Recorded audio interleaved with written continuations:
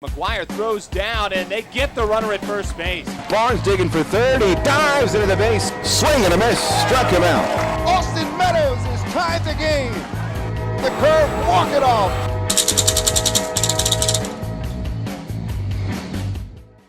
Hey everybody, welcome into Around the Curve for the first episode of the 2017 season. I'm Max Gunn. The Pirates and their minor league affiliates have been down in Bradenton in spring training, getting ready for the upcoming season. Curve broadcaster Trey Wilson joined them in Florida for some sights and sounds of how they're getting ready for the new year. We're here in sunny Bradenton, Florida, the spring training home of the Pittsburgh Pirates at the newly renamed Lecom Park, getting you all ready for the 2017 Curve season. The Pirates this year have a lot of names that have come through Altoona, including a lot of bright young faces that we've seen with the Curve over the last couple of years, and some Pirates players that might make their debut this year that we saw with the Curve last year and in 2015. A new man will lead the Curve in 2017. Michael Ryan. We'll have a chance to catch up with him while we're down here in town. It's day one of the Curve at spring training in Bradenton, Florida.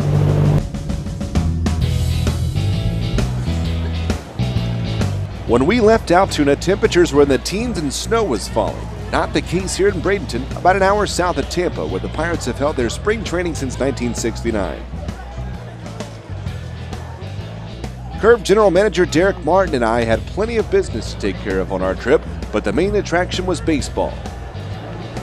The Pirates played 5 games during our trip, beginning with a Saturday afternoon contest against the Boston Red Sox in front of a sold-out crowd at Lecom Park, which the Bucks won 3-2. On Sunday, the Pirates headed to Tampa to face the New York Yankees at George M. Steinbrenner Field. And as you might expect from a stadium named after the boss, it is one of the most extravagant ballparks you'll find in the Grapefruit League. The game marked the first of 2 games on our trip that would be managed by former Curve skipper Tom Prince, who is in his first season as the bench coach for the Bucks. The Pirates dropped that game 3-2. The Bucks headed back to Bradenton for a Monday matchup with the Yankees, and all eyes were on former Curve Josh Bell, who was making his first appearance of the spring after offseason surgery. He's a frontrunner NL Rookie of the Year candidate this year, and by the way, you won't want to miss our Josh Bell giveaway this season. Come out to P&G Field June 9th for I Gotta Have More Josh Cowbell bobblehead giveaway. The Pirates beat the Yankees 13-1 in that game with offensive contributions from 2016 Curve outfitters Austin Meadows and Barrett Barnes, among others. On Tuesday, the Atlanta Braves came to town. The Pirates picked up a 6-3 win, and we got a chance to catch up with Curve Community Relations Director Emily Rosenkrantz. We are meeting with the Pirates to talk about the Pirates Community Commitment Program and making sure that the program is good from the top at the Pirates all the way down to the Dominican League, the Gulf Coast League, Bristol. So we're here meeting with all of the other community relations representatives. It's the 10th year of the Pirates Community Commitment Program, so they're looking to do even more stuff this year. Each of the players through the entire organization do 10 hours of community service every year at all the affiliates in their communities. So we're meeting with them to see what organizations the players would want to work with. We're meeting with the players, asking them what they want to get involved with, so that when they come to Altoona and they come to Indianapolis and they come to West Virginia, they know we can have programs set up for them so that they can get involved in the communities and the organizations they want to get involved with. The final game of our trip came on Wednesday when the loaded Dominican Republic World Baseball Classic team came in to face the Pirates. A roster stacked with Major League All-Stars and 4 former Curve players, Jose Bautista, Mel Rojas Jr., and current Pirates outfitters Starling Marte and Gregory Polanco. Those 2 were easily the most popular guys in the field pregame. Tyler Glasnow, who spent time with Altoona over the last 2 years, was one of the pitchers for the Pirates in that game. He's battling to try and make the Pirates' opening day rotation. Marte had 2 hits and drove in 2 runs in the game as the Dominican Republic won 10-6 in their final tune-up before the WBC. The winning pitcher for the Dominican, 2016 Curve Pitcher of the Year, Cody Dixon. He, along with Curve pitchers Tyler Epler, Montana DeRapo, and Jared Lakin, were borrowed by the DR to pitch for the day.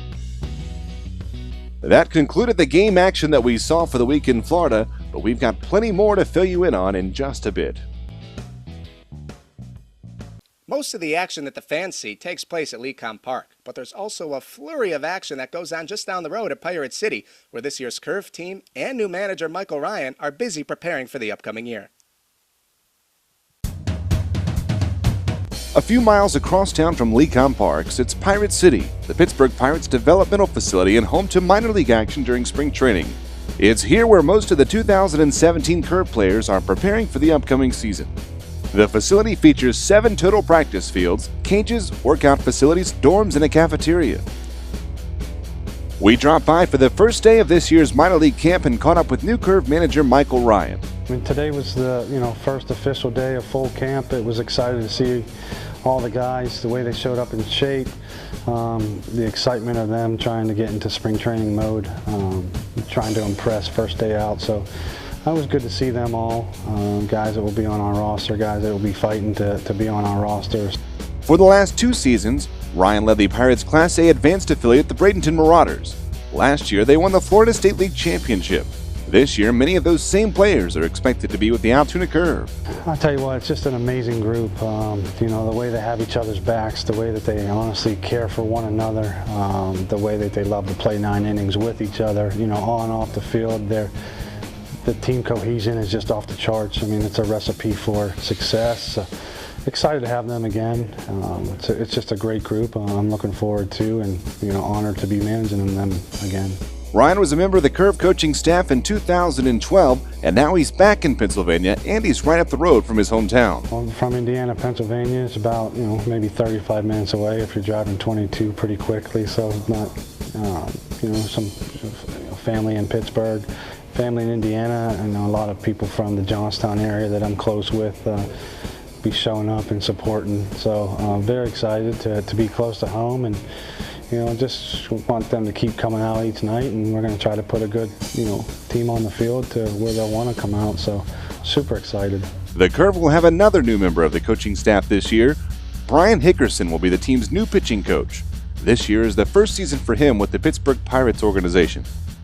The coaching staff and this year's players will be departing Pirate City soon and getting ready to head north and prepare for the April 6th opener against the Harrisburg Senators. Pitcher Chad Kuhl had a breakout season for the Curve in 2015 and made his major league debut last season. Now, he's expected to crack the Pirates' opening day starting rotation. Trey Wilson has more from Bradenton.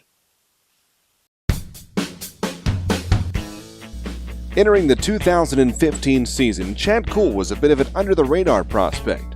Baseball America had him ranked as the 28th best prospect in the Pirate system, but that year with the Curve, he set himself apart from the pack and turned quite a few heads. But I remember, showing up in Altoona and, having it be a pretty special ballpark with,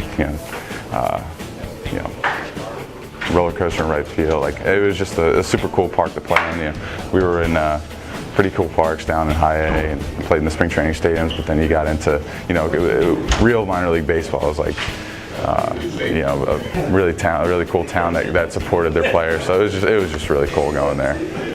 Kuhl went 11-5 with a .248 earned run average in his 16 starts, including a 0.61 ERA in his 5 August starts. In the 2-2 pitch, swing and a miss, strike 3. And Chad Kuhl rolling along here in the first inning. He was bumped up to AAA Indianapolis for the International League playoffs and returned to the Indians to open up 2016.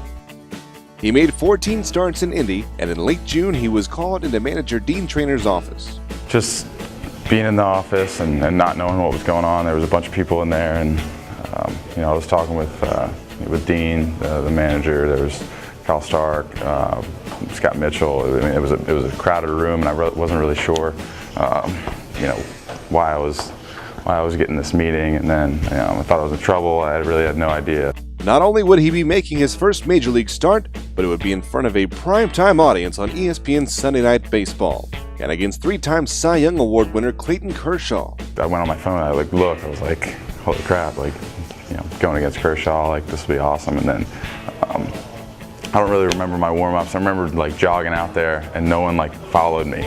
So it was kind of cool. I had my own little moment out there. I was looking around come on, is anybody gonna follow me out here? So I was I was kind of nervous then, and then I really don't remember my warm-ups. It was kind of just all a blur. I was trying to just really focus in on the catcher. One of the iconic moments of the game took place in the 5th on what looked like it might be a passed ball to score the tying run, but instead, Kuhl tagged out Justin Turner on a wild play.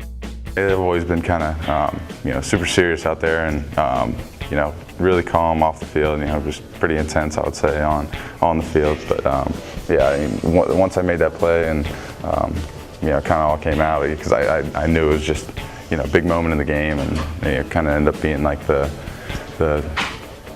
kind of saving play of that whole game. So it was huge. Kuhl earned his first big league win at that first major league start. Now this season, he's in big league camp with 14 major league starts under his belt.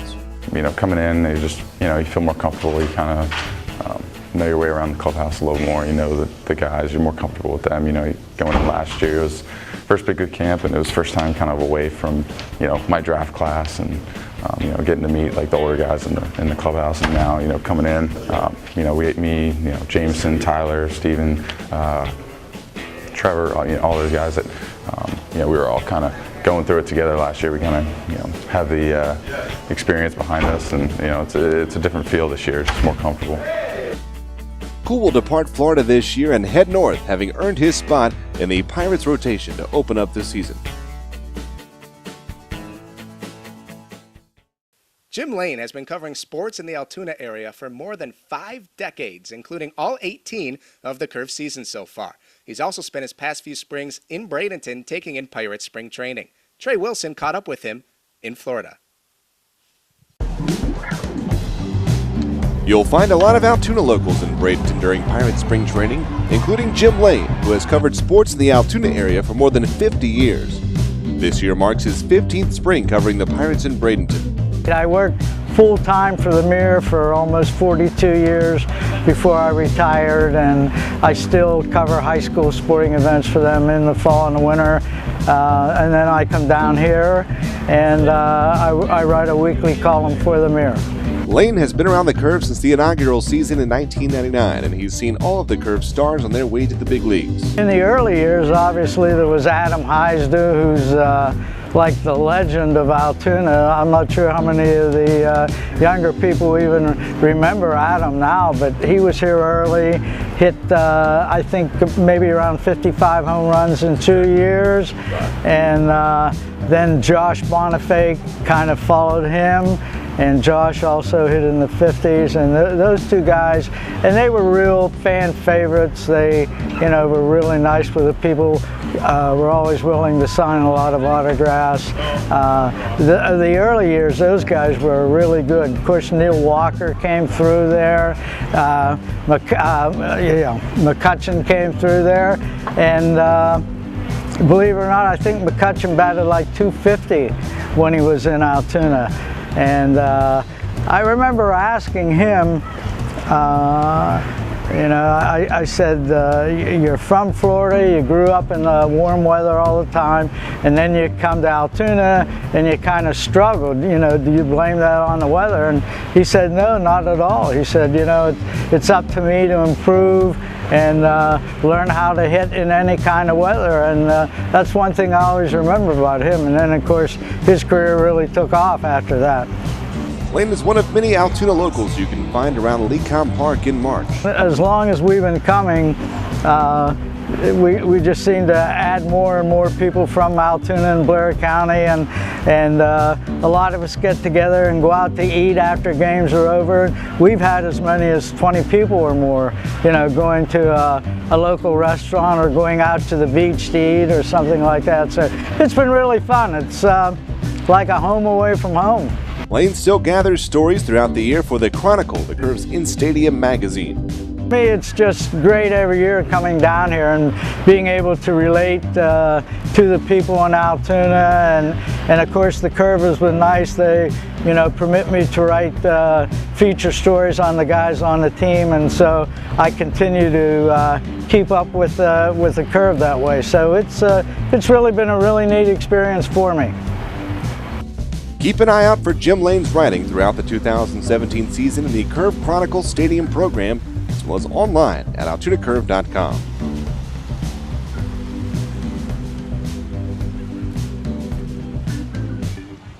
And that'll pretty much wrap things up for our 2017 trip to Bradenton, Florida for spring training with the Pirates. We got to catch up with some old faces, hear some great stories, and meet some new people who are going to be at Altoona in 2017. This year's season begins on April 6th as we'll head out to Harrisburg and then down to Richmond, and we'll open up the home schedule on April 13th at Peoples Natural Gas Field against the defending champion Akron Rubber Ducks. We'll see you out at the ballpark then. Thanks, Trey.